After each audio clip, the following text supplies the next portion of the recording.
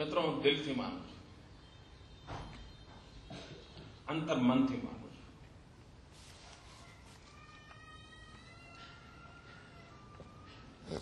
આપણો આ એક વિશાળ પરિવાર છે. આપણે બધા વિશાળ પરિવારના અંગો છીએ. આ વિશાળ પરિવારના અંગમાંથી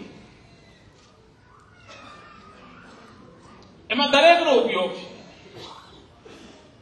દરેકની આવશ્યકતા છે. ક્યારેક કોઈ સાથે ચાલી શકે, ક્યારેક ન ચાલી શકે.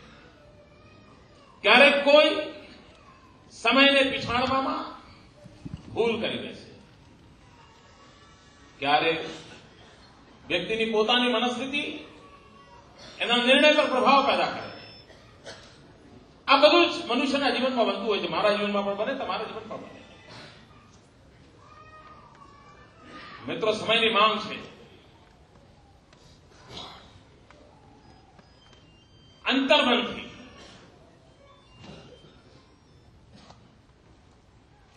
સૌના પ્રત્યે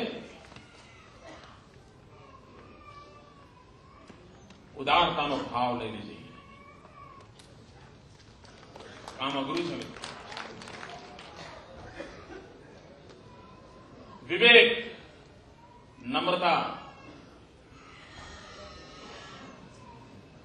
મિત્રો, મને ખબર છે કે જ્યારે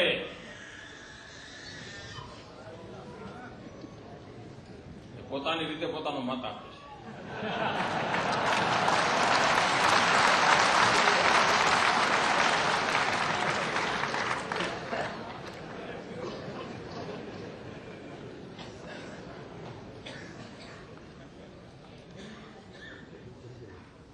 મિત્રો, આ ચૂંટણી પ્રચારમાં જોતો હતો કે જેમને 12-15 વર્ષ પછી મત મળવાનો છે એમની સાથે મારો નાતો જરા વધારે હતો.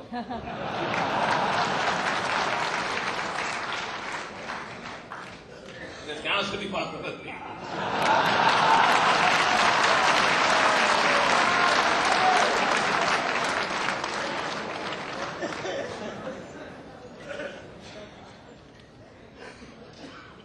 મિત્રો, ઉદારતા અને પણ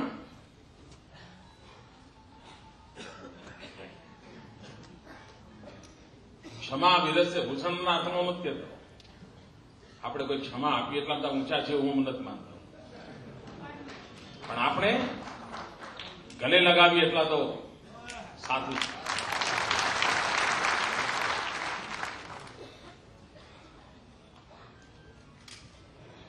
એક તંદુરસ્ત વાતાવરણને ફરી એકવાર પુનર્જીવિત કરીએ,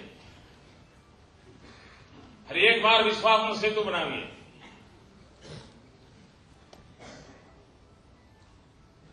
લક્ષાવધિ કાર્યકર્તાઓની આશા અપેક્ષાને અનુરૂપ આપણે જીવનને ઘડવા માટેનો પ્રયાસ કરીએ. મિત્રો, મને યાદ છે એક બાબતે મેં કાર્યકર્તાઓને બહુ જ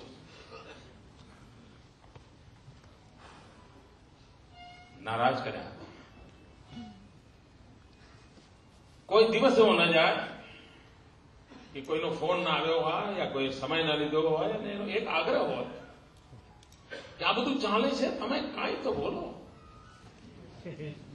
આટલા બધા જૂઠાણા ચાલે છે, તમે કાંઈ તો કહો. મિત્રો, હું માનું છું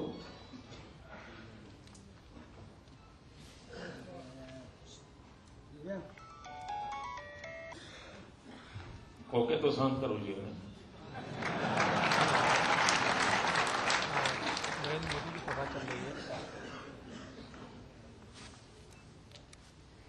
અને તમે જો મને નેતા છૂટો તો બધું સહન કરવાની જવાબદારી મારી ખરી નહીં.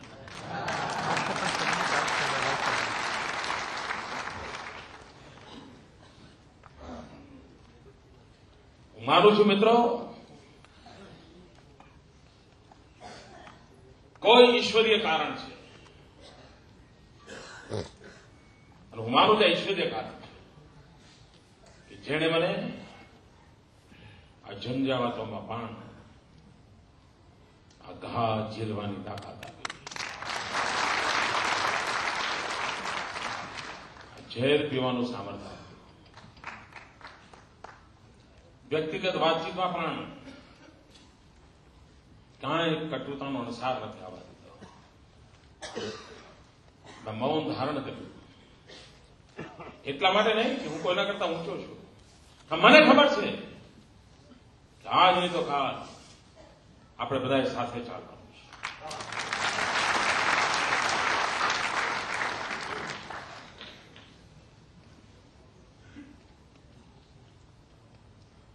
અને મિત્રો,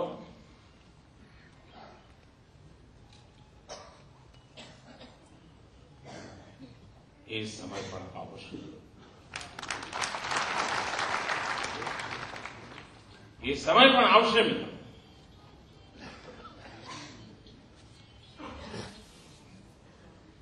મિત્રો, મૌનની પણ તાકાત છે.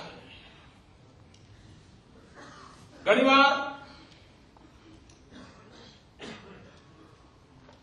મીડિયા સંબંધમાં, સાર્વજનિક ડિબેટમાં આપણા મત, અભિપ્રાય હોઈ શકે અને કદાચ એ પ્રગટ રૂપે કરવામાં કદાચ એમાં ઘણા બધા જોખમ ભરેલા છે. પણ તેમ છતાંય મિત્રો, લોકશાહીનું એક મહત્વનું અંગ છે. હું ઈચ્છતો નથી કે વિજયના ઉન્માદમાં ક્યાંય પણ લોકશાહીના કોઈ પણ સ્તંભને એક ખરોચ પણ નહીં આવી જોઈએ.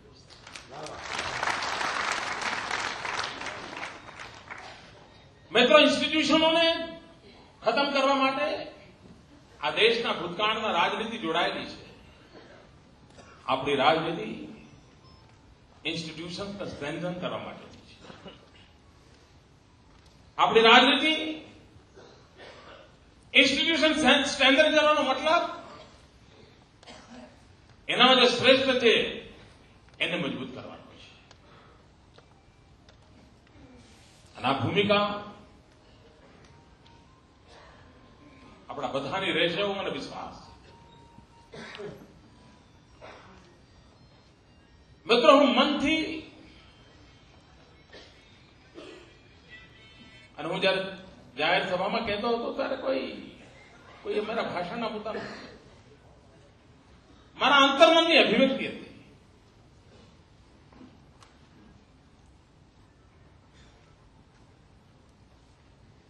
દિવસ રાત મને ગુજરાત સિવાય કઈ સૂઝતું નથી.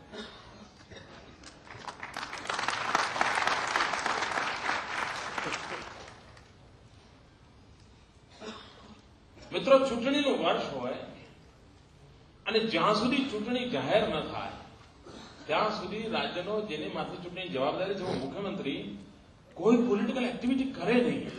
મિત્રો, આ સંભવ નથી, પરંતુ કદાચ અને મને લાગે છે કે કદાચ ફરિયાદ હોઈ શકે પાર્ટીની મારા માટે. મને એકવાર રૂપાલાજી કહેતા મને કે સાહેબ હવે થોડું ટાઈમ ટેબલ બદલો, 2-4 કલાક આ બાજુ પણ રાખો એવું કહેતા હતા. પણ મિત્રો, હું મનથી ગુજરાતના કામમાં એવો ગળા ડૂબ છું. એક ભક્તિનું મારું અવસ્થા જે છે ટ્રાન્સફોર્મમાં જીવું છું.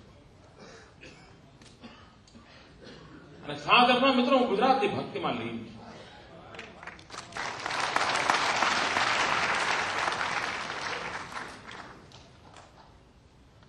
મિત્રો, તમને થતું હશે કે મારો નેતા અમને મદદ કરે. મિત્રો, આ નેતા એવો છે જે તમારી મદદ માંગે છે.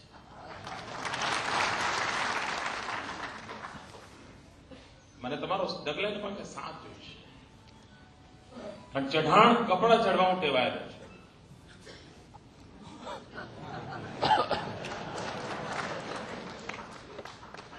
અને કપડા ચઢાણ ચડવા માટે સાથ આપવાની તૈયારી તમે કરી લેજો.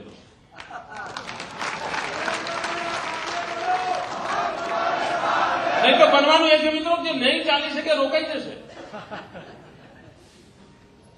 અને પોતે રોકાઈ ગયા છે, ખરાબ ના લાગે એટલે કઈ જુદું ખેંચે.